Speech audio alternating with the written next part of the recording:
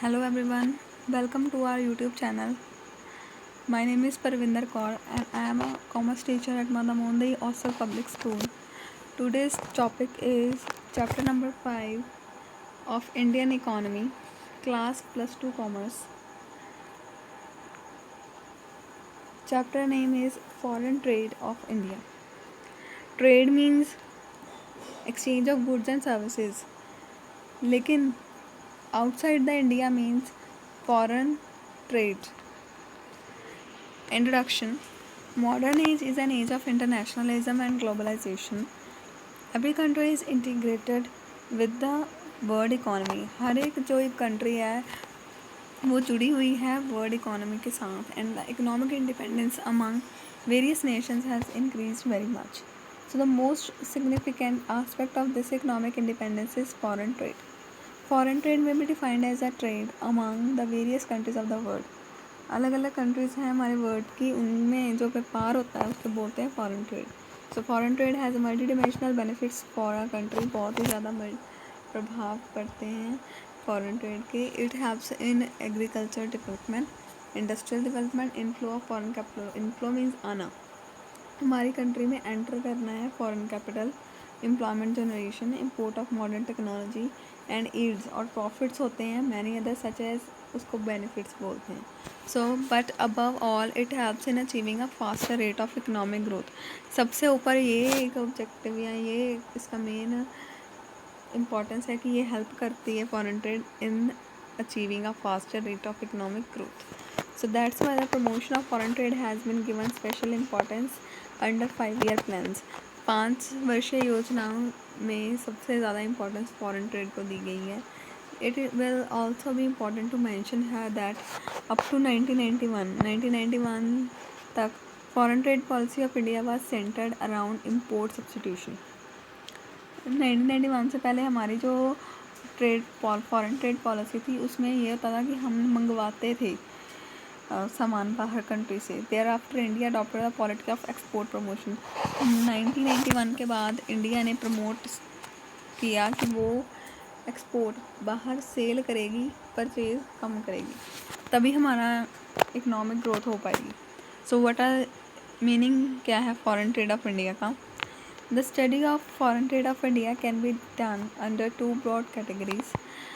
Foreign trade of India before independence and foreign trade of India after independence. 2 parts में divide किया है हमने. So before independence क्या था? India has been a world famous trading nation since ancient times. पुराने time में trading व्यापारी nation माना जाता था India.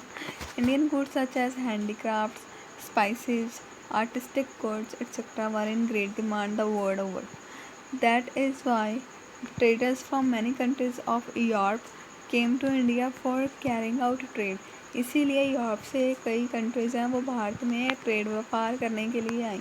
But under the pretext of trade, लेकिन ट्रेड व्यापार के ज़रिए से ही the Britishers made India colony of Britain. इसीलिए ब्रिटिशर्स ने कॉलोनी बना ली भारत को ब्रिटेन की. Their policies converted Indian economy into a market. उनकी नीतियाँ ये थी कि वो चाहते थे कि इंडियन इकॉनमी को एक ऐसी मार्केट में कन्वर्ट किया जाए, बदला जाए, विच एक्सपोर्टर, जो कि रॉ मटेरियल एक्सपोर्ट करे और अदर प्राइमरी प्रोडक्ट्स, और इम्पोर्ट करे फिनिश्ड गुड्स, और जो फिनिश फाइनल प्रोडक्ट है वो इम्पोर्ट करे. तो इससे क्या होएगा? अगर हम एक्सपोर्ट कर रहे हैं रॉ मटेरियल, वो सस्ते सामान पे बेच रहे हैं, सेल कर रहे हैं हम कम कीमत पे, लेकिन परचेज़ कर रहे हैं हम ज़्यादा प्राइस पे, तो उससे हमारी इकोनॉमी में डिस्टर्बेंसेस आ जाती है, बैलेंस्ड नहीं हो पाती, अनबैलेंस्ड सिचुएशन आ जाती है. So the foreign trade of India in pre independence period was highly limited and it had the imprint of colonial rule over the country. So analysis of pre-independence foreign trade is given below. क्या हुआ pre independence time period में वो बताया गया है. First is volume of foreign trade. In 1834 total volume जो है foreign trade का वो 186 करोड़ था, और दैट इंक्रीज हो गया 1939 में 321 करोड़. और 47-48 में ये 792 करोड़ है, जिसमें से एक्सपोर्ट हैं वो 403 करोड़ के और इंपोर्ट की वैल्यू है 389 करोड़ की। तो फॉरेन ट्रेड वॉल्यूम क्या है? Volume foreign trade refers to the total monetary value, money की वैल्यू में टोटल कितना हमने व्यापार किया है, that is called volume of foreign trade, और इसमें एक्सपोर्ट और इंपोर्ट दोनों इंक्लूड करते हैं। Next, composition of foreign trade. Composition का मतलब क्या होता है? Composition of a foreign trade refers to the items और products which are exported and imported by a country. इसमें हम मॉनेटरी वैल्यू, वॉल्यूम में सिर्फ मॉनेटरी वैल्यू लेते हैं, कंपोजिशन में हम लेते हैं कि एक्सपोर्ट और इंपोर्ट में कौन कौन सी आइटम्स इंक्लूडेड होती हैं, प्रोडक्ट्स इंक्लूडेड होते हैं। So in the pre independence period main exports हैं इंडिया के, कौन कौन से गुड्स हम एक्सपोर्ट करते थे, सेल करते थे? Artistic goods, raw cotton, raw silk, opium, jute, jute products, tea, tobacco, spices and food grains etcetera. On the other hand import क्या करते थे, परचेज क्या करते थे हम? Manufactured products, machinery, medicine, chemicals, defence equipment, postal articles, mineral oil, cotton textiles etcetera. Hence India mainly used to export, India mainly export करता था और इंपोर्ट करता था मैन्युफैक्चर्ड प्रोडक्ट्स, इसीलिए हमारी इकोनॉमी बैकवर्ड है in the pre independence period. So many changes आए हैं in the composition of foreign trade over the year. For example, share as raw material का वो टोटल एक्सपोर्ट में बढ़ के 45% decrease, 45% which was decrease to 28%, और 45-46 में ये डिक्रीज होके 28% हो गया। But the share of manufactured products जो कि हम इंपोर्ट करते थे, उसका पोर्शन 30 से 47, जिससे तो हमारी इकॉनमी पुअर होनी ही है। तो अगर हम इंपोर्ट ज़्यादा कर रहे हैं, परचेज़ ज़्यादा कर रहे हैं, सेल कर ही नहीं रहे, तो उससे हमारी इकॉनमी लॉस होगी। ये देखो, एक पर्सन है, उसकी कोई शॉप है, तो वो शॉप से मंगवाएगा भी रॉ मटेरियल, कुछ सामान वो मंगवाएगा, उसी को सेल करेगा। अगर वो मंगवा ज़्यादा रहा है लेकिन सेल नहीं कर रहा, तो उसी को लॉस होगा। ऐसे ही हमारी इंडिया है, अगर वो सेल नहीं करेगी, मंगवाई जाएगी, तो हमारी इकॉनमी डाउन हो जाएगी। Next, third point is direction of foreign trade. Before the independence India was a colony of Britishers, so the bulk of foreign trade of India was with the Commonwealth which consisted of England. जो हमारी Commonwealth इकट्ठी wealth होती थी, वो ज़्यादा England और उनके जो कॉलोनीज हैं इंग्लैंड की, उनमें बांट दी जाती थी। And for a 5 year period of 1935 to 40, average annual Indian export है वो 50.4% है और इंपोर्ट की वैल्यू 53.8% है। Next is balance of trade. Balance of trade क्या होता है? जब हमारे एक्सपोर्ट हैं वो इंपोर्ट के इक्वल होते हैं, exports are equal to imports, इसको बोलते हैं balance of trade. So balance of trade refers to the difference between value of export of goods and value of imports. Value अगर एक्सपोर्ट्स की ग्रेटर है, exports अगर ज़्यादा हैं इंपोर्ट से, तो उसको हम बोलते हैं सरप्लस, और ये होता है फेवरेबल बैलेंस।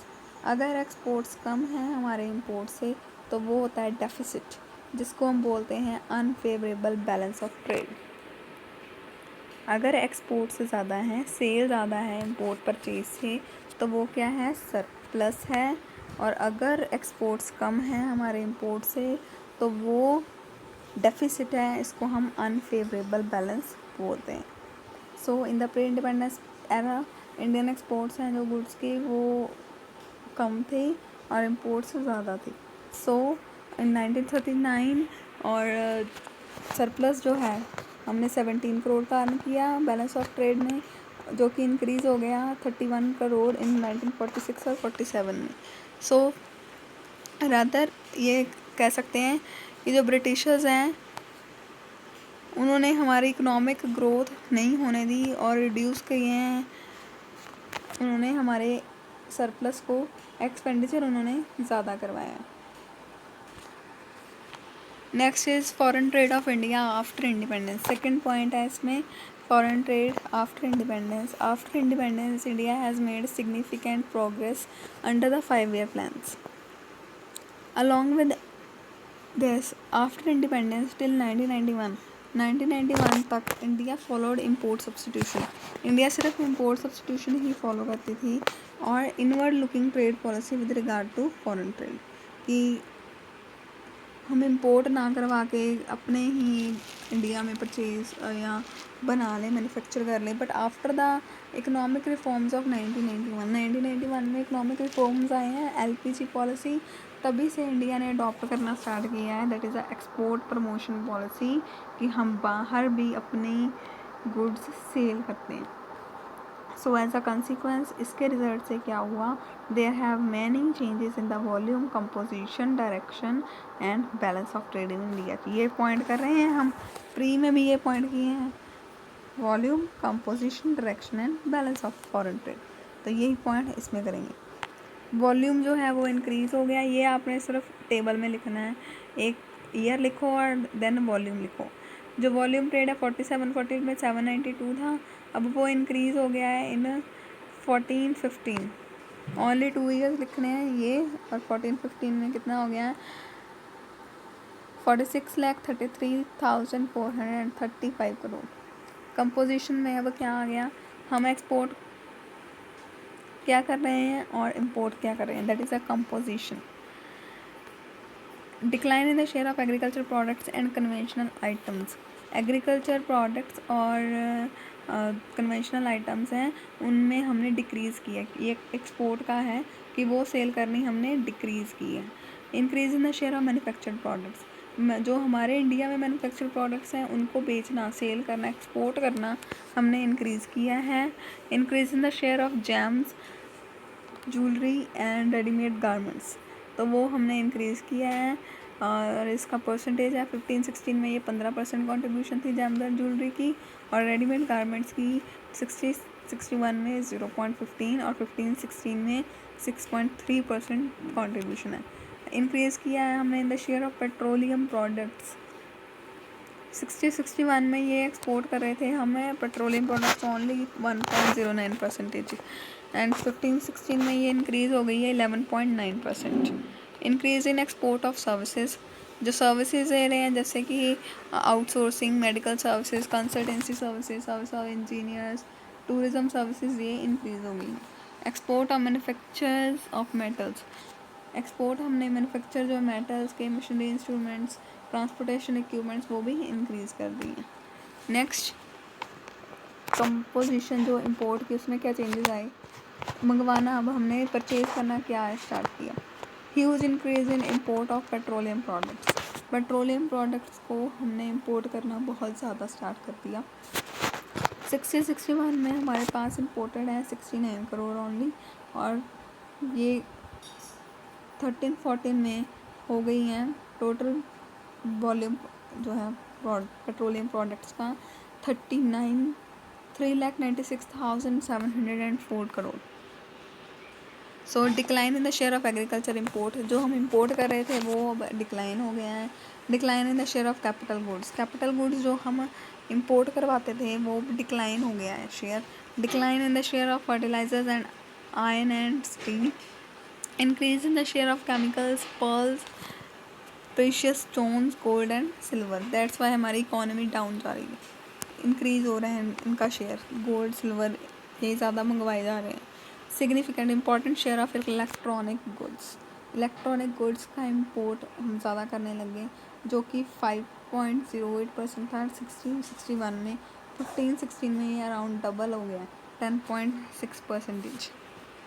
डायरेक्शन क्या है अब इसमें फॉरेन ट्रेड में. At the time of independence के टाइम पे इंडिया फॉरेन ट्रेड करा था mainly with the England and Commonwealth countries, but since then many changes have been take place in the direction of foreign trade. Recent time में US, UAE, United Arabian Nations I, China, उनसे हम deal कर रहे हैं. So share of export और import दिया गया है. चाइना से हम एक्सपोर्ट कर रहे हैं 3.5 और इंपोर्ट कर रहे हैं उनसे 15.9%. यूएसए से एक्सपोर्ट उसको कर रहे हैं 15.5 और इंपोर्ट कर रहे हैं उससे 5.3. वैसे ही 2 या 3 लर्न कर लेने आपने कंट्रीज़ के नेम और उनका data. Balance of trade, balance of trade में क्या है, बिफोर द इंडिपेंडेंस हमारे पास जो बैलेंस ऑफ ट्रेड था वो अनफेवरेबल था। अनफेवरेबल मीन्स डेफिसिट ज़्यादा था, बट 5 ईयर प्लान जैसे बनाएंगे हमारा जो अनफेवरेबल बैलेंस है वो सरप्लस में कन्वर्ट होना स्टार्ट हो गया। सो दैट्स वाई 1972-73 में ये हमारे पास था 104 करोड़, 76-77 में हमारे पास सरप्लस फेवरेबल बैलेंस है 68 करोड़। तो ये आपने डाटा लर्न करना है। नेक्स्ट पॉइंट है प्रिंसिपल करेक्टरिस्टिक्स दी गई है फॉरेन ट्रेड की, वो हम रीड आउट करेंगे।